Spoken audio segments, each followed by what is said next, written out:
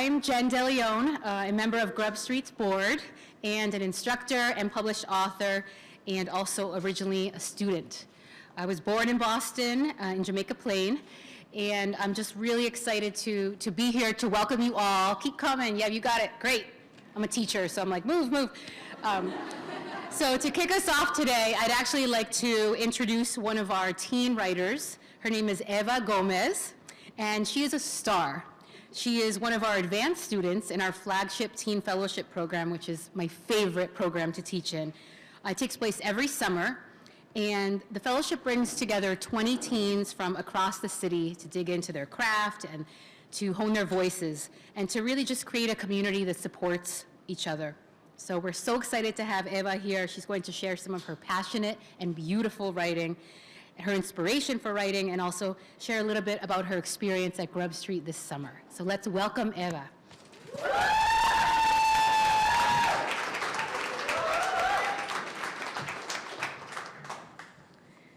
Hi, I will be presenting a poem that's called Sincerely Joseph. Dear Bella, this daunting mass growing inside you, Bella, has separated us, though I never wanted it to.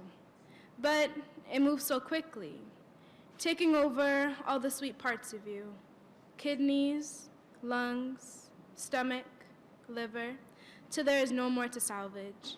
All the pieces of your natural home failing as they begin to take you with them. Long brown hair I used to twirl my fingers through became thread in hospital sheets. Seeing you hooked on machines, IVs attached to your thin, fragile body, has permanently stained my memory. It makes these feet stumble when walking into the hospital to see you. It's funny how till death do us apart felt so easy, but the act unbearable. As if I were walking on hot coals, skin burning off me slowly, losing parts of myself trying to keep you alive. I miss the brightness in your smile. It never failed to cross your strawberry cheeks, waking up to you on days where the world around us was silent, and all I could hear was the hum of your snore. Was the 3 extra years worth it, Bella? They lied to you, saying you could overcome this with radiation and chemo. Was all the fighting worth it, Bella?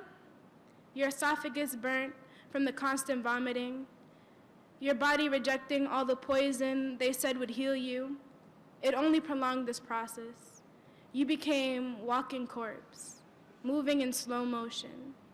If only my clock could turn back to that morning when the world around us was silent and all I could hear was the melody in your hum.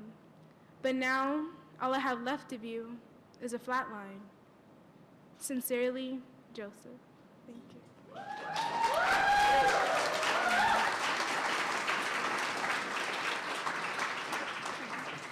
So, before coming to GrubStreet for the summer fellowship, I knew I wanted to spend the rest of my life writing and learning more about English literature.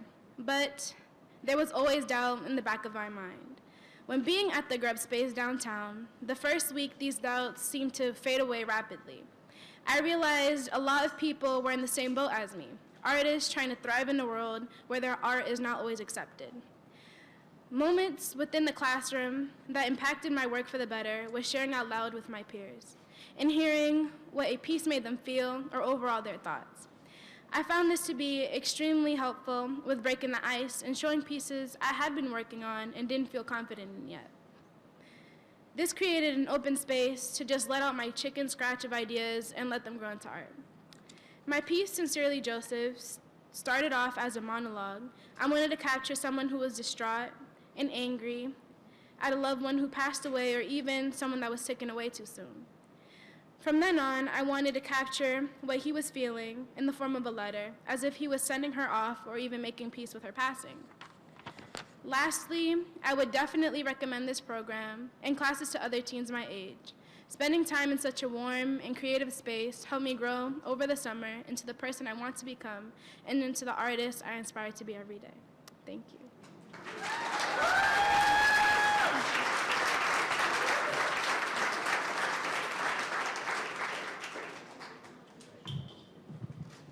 Thank you so much for sharing that. That was amazing.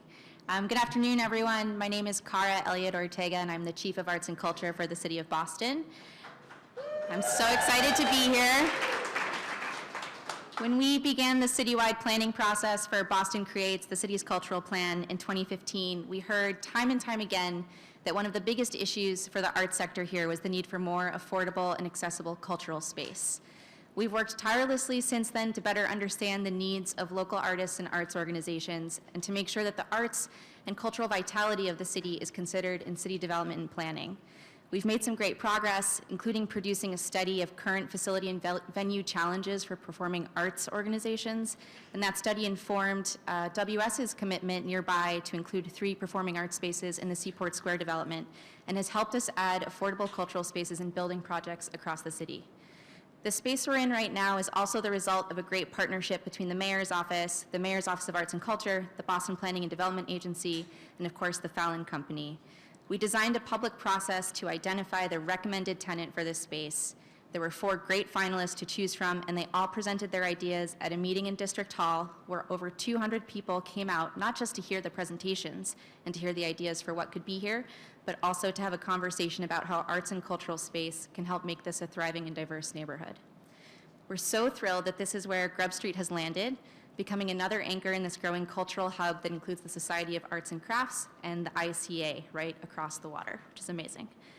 GrubStreet is the largest creative writing center in the country, and their extensive programming throughout the city reaches neighborhoods that have historically had limited access to arts programming, including Dorchester, Roxbury, Mattapan, and East Boston. They welcome writers of all backgrounds and experiences to partake in workshops, online courses, and neighborhood classes, and their mission of transforming lives through narratives, building bridges among community members, and developing voices and empathy align directly with the City of Boston's larger goals for strengthening the city through arts and culture. This new cultural space at 50 Liberty will allow GrubStreet to expand its current programming and allow for even more collaboration among Bostonians, regardless of race, age, gender, socioeconomic background, and writing proficiency. So we're so excited to see GrubStreet bring a dynamic narrative arts center to the City of Boston, and I want to congratulate Eve Bridberg and her whole team for making this a reality.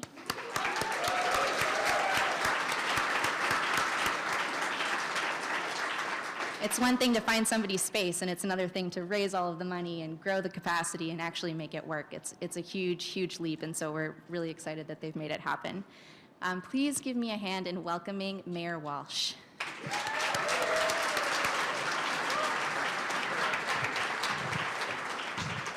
Thank you very much, Kara, and Kara's doing an amazing job in the City of Boston as Chief of Arts and Culture in the city. I want to thank her. Eve and your team, I want to thank you as well. Amazing, amazing. This is a beautiful space, and I'll talk about that in a minute. Ava, you were amazing up here. Thank you very much. You did an awesome job. Another round of applause. It's not easy. I'll tell you, it's not easy to public speak in front of people. It's not easy to public speak in front of about 100+ people, and you did an amazing job, so congratulations. To the Fallon Company, thank you very much for your investment here, the BPDA and the staff there, Brian Gold and his team, and to all the folks that are here today. To all the writers and artists, congratulations, welcome. I don't know what the right word is, but I can tell you, when I walk in today, I've been running around the city all day, and everywhere I go, there's a TV camera, and the TV camera is generally asking me not like, you're going to GrubStreet, how great is it going to be? It's like, what do you think about this, or what happened there, or what went on here, and the world's a little crazy right now. And when I walked in the door here, there was just a buzz in here, and the art community, in the creative culture community, is just amazing in the city. And the fact that we're here today celebrating I guess, not technically a groundbreaking, but whatever we're going to do today of this space, the pre-construction of this space, it's just great. And I want to thank you. And in particular, I want to thank some of the older artists in the room. I want to thank you because you were able to do some amazing things over the years without a lot of support. And you didn't necessarily have the city behind you and the state behind you and all the different things. I want to thank you for just keeping going. To the young people in the room, we're doing some great things in the city of Boston, and we're going to continue to do great things in the city of Boston. but it's up to you to continue to push us and push elected officials and push private sector people and push all the different areas that you can, just to make sure that people don't forget. Because when I was running in 2013, what we started to review, we started to look and see the Arts and Culture Cabinet. We said, okay, let's see when Boston had an Arts and Culture Cabinet. And we went back and we looked at, we looked at the 2000s and we went look at the 90s, and I think it was in the 80s we had one, and then somewhere around 80 something it stopped, and there was no record of it stopping, and we couldn't find anything. And then somebody came in one day with a cultural plan they gave us from whatever year it was, and it was an old one, and I couldn't understand the importance in Boston. We're in Boston, where we have so many incredible institutions, where we have so many artists of all different backgrounds and cultures and special talents and skill, and we weren't recognizing arts and culture as something that's really important in the city of Boston. And a lot of you were part of what we're doing here in the city. I want to thank you for it. For the last 5 years, as Kara talked a little bit about it, we put a renewed focus on the arts. We want to make sure that artists can truly thrive, and people from all backgrounds, their voices can be heard. I believe that art is for everyone, and that's something that is really important. We've taken some very big, bold steps. As I mentioned, we talked about cabinet level position. Kara sits in the meeting, and before her, the previous arts commissioner sat in the meeting. And what I thought was unique years ago was when it first started, Julie was head of arts and culture, and she was talking about programs and doing some stuff out in the public. And the fire commissioner, of all people, said, wait a second, I want you to do something with the firehouses.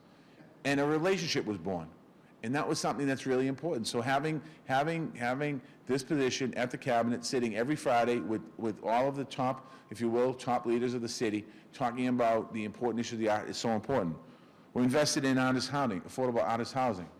I don't have to tell you that neighborhoods like Brighton and the 4-Point Channel and other areas where artists live for years I guess you could call it gentrification, have been pushed out for condos and higher end apartments and housing, and we're working to make sure that we continue to build housing for artists so artists can stay in the city of Boston. We've cut the red tape, if you will, for performance permits. We've launched a citywide cultural plan, of which many of you were part of. Last week, we celebrated a $200,000 grant to local youth organizations, Shout Syndicate, looking at not forgetting our young people, making sure that they have access to money. And we're not talking hundreds of thousands of dollars. We're talking about some organizations just need a few bucks to be able to buy supplies and do special things there. We're also investing in cultural spaces. We want to make sure that our local artists and arts programs have room to thrive and grow. We want to make sure that it's affordable. We want to make sure that it's sustainable for years to come. Because a lot of times art organizations don't have the supporters of deep pocket supporters. So we need to make sure the space can be sustained by an organization. We want to make sure also we secure spaces like this for arts in some of our fastest growing neighborhoods down here in the Seaport. When we look at sites like this, we see tremendous opportunity. First of all, it's probably the best space you could have when you look out the front door and see the ocean. If you want to dream about going to a hot island in the wintertime, you can look across the bay and see a plane take off and wish you were on that plane going someplace nice. But it is a great thing. It is a great place. And we have many of these sites that we're coming here in this great neighborhood. The opportunities here also helps us meet our housing needs, make street level more welcoming and lively, promotes arts and culture. And when people move into the neighborhood, they get a chance to come in to see some incredible organizations. We see ICA across the way there. It can't just be one institution. It got to be a whole ecosystem of institutions so the institutions can feed off one another. And that's something that's key that's happening here. The Boston Planning and Development Agency wanted to make sure that this project supported all these goals. Last year, we ran a process to select a cultural space operator for this waterfront space. I want to thank Rich McGinnis, who's here, leading the efforts. Rich, thank you. I know Rich is somewhere. Thank you, Rich, for leading the efforts in this. We modeled this process that brought the Society of Arts and Crafts to Pier 4 in 2015. We also wanted to find organizations that would create welcoming year-round space for Boston's diverse community. GrubStreet won by unanimous vote. Before I talk about GrubStreet, we also had other applicants, and it showed the interest and the desire to be in a space like this, and that's exciting. GrubStreet has been doing incredible work for over 20 years. They've grown into the largest creative writing center in the United States by giving young people the support and mentorship that can change their lives. We heard it today. Now they'll be able to make an even bigger impact. GrubStreet will also receive $300,000 towards improving this space, and they will pay a little bit of rent. Think you can handle it? I don't know if I should say it. I won't say it, but it's a lot. The cost of this. It'll allow them to expand their programming to reach more people. It'll be able to elevate voices here in Boston in our diverse neighborhoods, and also that, which is really important. As the seaport continues to grow and evolve, and as other parts of the city continue to grow and evolve, as we look at it, we hope to see more great spaces like this. We hope to see more great organizations and institutions to be able to access this type of space. This will help this neighborhood reach its potential of being welcoming, diverse, and a thriving neighborhood for all. One of the things, the complaints I hear a lot about the seaport, it's kind of like, you know, restaurants and shops and what else we do down there. And having an organization like this here and other organizations really changes and adds dynamic flair to the community. I want to thank everyone who made this possible. I want to thank GrubStreet, Fallon Company, BPDA, all the city staff, community members who gave their feedback on the process. I look forward to you coming back. To the supporters of GrubStreet that are here, the financial supporters, I want to thank you for supporting this incredible organization. It is important. As we talk a lot, and you'll hear me talk a lot about adding 120,000 new jobs to the city of Boston in the last 5 years, you'll hear me talking about the great economy that we have and all the great things that are going on in Boston. They're all true. It's also as important to all of us to make sure that our arts community is thriving just like everyone else in this city. Thank you very much. Have a great day.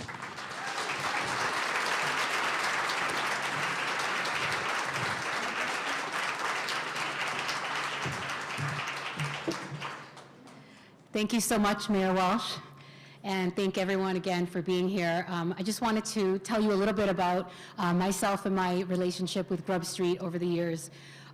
So go back 15 years ago. I'm sitting in my apartment alone on the couch with my laptop, writing for the 100th time, but this time I say I can't do it alone anymore. So I Google Boston writing, and GrubStreet pops up. I had never heard of it, and lucky for me, they were having an open house coming up. So I attend the open house on Boylston Street, and I remember taking the T there and clicking my way over there in my shoes and going up the elevator, which was a little sketchy, not going to lie, and still is. And when I got there, the elevator doors open, and it was standing room only, not unlike this, and people were talking, laughing, drinking, but I was in a place where I was so scared to take that step into the room. I always wanted to be a writer. I mean, since I was 3 years old, 4 years old, but I had never felt like I actually could. I didn't know how. And so I came to this open house because at that point I had a deep belief that if I just came to this place, people would help me and that it could be possible. And I'm not going to lie, a part of me wanted to go back down that sketchy elevator and go back home and say, you know what, no, just, it's not for you. Your stories don't matter here, you can't do it. But then I saw Chris Castellani, where is he? With his smile, and I walked in the room, and he just was very friendly, as was everyone, and I stayed in the room. And I came back to the room the following week, and the week after that, and the month after that, and the year after that, and I'm thrilled to say that I became an instructor after kind of maxing out on the classes. And instructors, I found a new home there with new colleagues.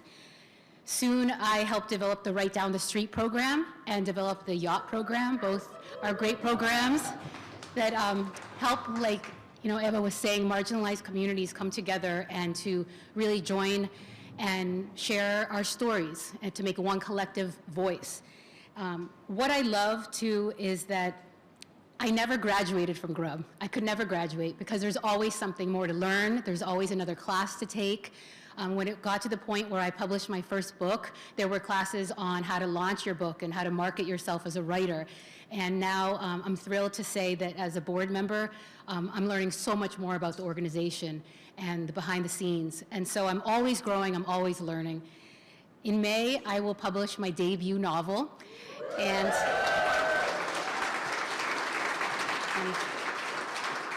which I'm so happy about. And it's a title you might like because many of us in the room have often been asked the question, where are you from?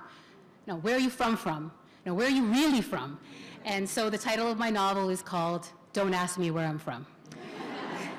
And it tells a story of a teen girl from Jamaica Plain, and she's in the MECHO program, and she's new to school. Suddenly she realizes her father's missing, but she realizes that he's actually not missing, he's been deported. And she didn't know her parents were undocumented. So it's a real coming of age story, but it's also the story of a girl who wants more and wants to learn more about herself.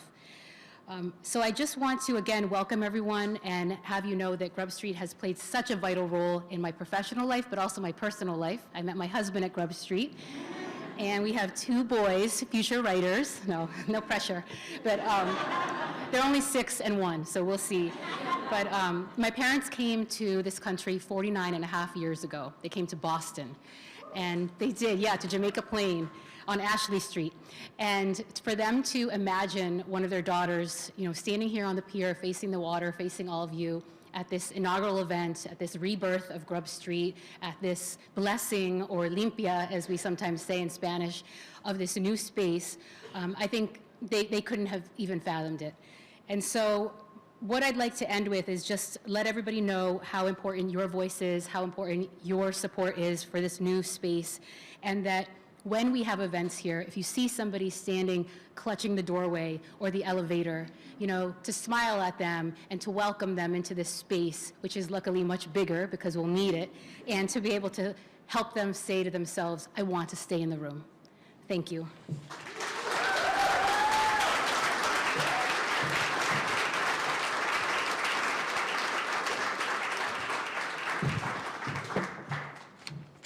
Hi, everybody. I'm Eve. I'm the founder and executive director of GrubStreet. Thank you. I don't know if I'm going to make it within these shoes through this. So if you see me flinging them off at some point. It is so wonderful to be with you all today. This is an incredibly thrilling moment. It's a true watershed moment. I was going to make a water joke about that, and my husband said, it's not that funny. Don't do it. He said the juice isn't worth the squeeze. But this is truly a watershed moment for Boston and for GrubStreet. Our story, GrubStreet's story, is as grassroots as they come. Having started with a flyer and 8 souls who wanted to tell stories, we've grown, and you've heard this a few times today, but I'm going to say it again. We've grown over 20 years into the largest and leading creative writing center in the country. And the reason I want to repeat that for a 3rd time today is that no one would have predicted it. We did it against all odds. And I say we because this organization, and it's what makes it so strong and so vibrant, this organization has been shaped by the hands and the minds and the talent and the generosity of so many people and writers, including many of you who are here with us today. And now, with this incredible gift that Chapter 91 has given us, and Chapter 91 was created to ensure that everyone in the city and the region had access to our beautiful harbor. Because of the advocacy of Chapter 91, we're poised now to build the city's first center devoted to readers and writers. Well, that's a good break. We're enormously grateful to the Mayor's Office of Arts and Culture, the Boston Planning and Development Agency, and the Fallon Company, which awarded us this space and is giving us this opportunity to build a lasting home for this incredible community. In particular, we'd like to thank Mayor Walsh, Joe Fallon, who I know isn't with us today, but there are a lot of folks from the Fallon Company, thank you, Richard McGinnis, Joyce Linehan, and Cara Elliott Ortega. They've been advocates for this project, and they all share our vision of arts for everyone in Boston. I'd also like to take a moment to shout out our extraordinary architect, Beth Whitaker, founder of Merge Architects, and her partner in crime, Carl Barker. Can you wave your hands? They have been They have worked tirelessly. They've come to, I think, 60 meetings with grubbies, who all have a lot of opinions about the space. And I think the original plan was 15. They've been tireless, adaptive, and are creating incredible designs, which I cannot wait to stand here with you next April when we launch so that you can see their beautiful work. There are plans, if you haven't gotten a map already and toured yourself around, please feel free to do that after this program. I also want to thank Peter Nobley of Smith & St. John, our wonderful project manager. Are you here, Peter? Can you wave your hand? Thank you. It's really hard to believe that in just a few months, the upstairs space will become expanded classrooms, a podcast studio, which is a wonderful addition for us, and also a community lounge. We chose, it's really important to note about the community lounge, that we chose the most beautiful spot in the building with the best views. If you haven't been up there yet to see it, please do before you go, for our community. We're grateful for all the advocacy. When we put our proposal in to get this space, the whole community came together and really helped us get over the finish line, and we wanted the sort of crown jewel of this space to belong to everyone involved in the community. Where we're standing right now, we're going to have a bookstore run by the wonderful Porter Square Books. Is Porter Square in the house today? They have been amazing partners. And we're excited to build Boston's very first literary stage dedicated to books and writers. And that will be right over there, and we're going to host exciting performances. We're going to launch books. I hope we can launch Jen's book next May. I hope we're ready. And really, what's so exciting is that here in this space, with your help, all of us together will be able to expand access and opportunity for all writers and readers and transform the way Boston tells and hears stories. We look forward to celebrating and supporting diverse writing talent and to engaging audiences that reflect all of Boston and the world. Along with Porter Square Books, we're honored to be partnering with Mass Poetry. Michael Ansara and Daniel Johnson are here today. They're going to be wonderful partners to help us bring this space to life. And we look forward to deepening our work in Boston's neighborhoods in partnership with the Boston Public Library and the Brookview House, who are current key partners. They're going to remain partners, and we're really excited to continue and expand that work. This dream, and it really is dreamy, would not be a reality without the extraordinary generosity of so many organizations, foundations, and people. I've made this list as short as I could, but I hope that you'll all bear with me when I continue to thank a few people. I want to thank Andy Zukoff and Aaron Claywell of Goodwin Proctor. We're going to be neighbors. They're right across the street. They've been working tirelessly as our pro bono attorneys as we make this leap. We're grateful to Bob O'Connell of Oric, Harrington, and Sutkoff, and also Hill Holiday for also supporting this project with pro bono support. The Calderwood Foundation, the Barr Foundation, MCC's Cultural Facilities Fund, the Vertex Foundation, we're excited to be neighboring with Vertex, and dozens of committed individual donors have stepped up early with significant funding and support. I want to thank our dedicated and generous board and our tireless capital campaign committee for their incredible leadership. Please look at your flyers. We had them out on the tables earlier. And look at the names of all who are helping us make this home possible. Every person on the list is volunteering hours and hours of time, digging deep financially, and lending us their expertise and best thinking. We absolutely could not do this without them. I need to particularly thank one person in both of those groups, and that's Kathy Sherbrooke, because she's our board chair. Where are you, Kathy? And she's essentially become a GrubStreet employee. She's in our office 3 days a week, working so hard with so much generosity and wisdom, and we just couldn't ask for a more talented, brilliant, and loving leader of our board. So Kathy, thank you so very much. Many of you in this room have already made generous gifts to our early, quiet phase of fundraising, and we're really, really grateful for that. If you've not yet joined our campaign and have the capacity, I want to invite you today to join us. We can't do it without you. As the saying goes, it takes a village, but in this case, I think it's going to take a city, and it's worth the investment. Our world desperately right now needs the connection, understanding, and meaning that come from telling stories and sharing stories. In the words of the author Viet Thanh Nguyen, through writing and reading, through identifying with characters who are nothing like us. We who love words learn to love others. I don't think there's anything more important to invest in right now, so I hope you'll consider getting involved.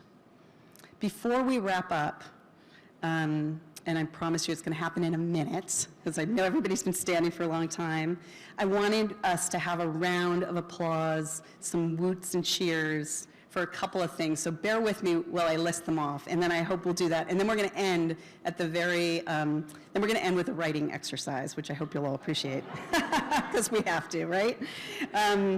So please join me in a round of applause for all the pro bono organizational support, for our incredible early philanthropists who have supported the campaign already, for our incredible staff and instructors, so many of whom are with us today. Our staff and our instructors are the engine. They're the most important people in what we do. We couldn't do it without them. I also want to thank this community for advocating and making this happen. And finally, I want to cheer for the promise of this place and what's going to happen here. So let's do it.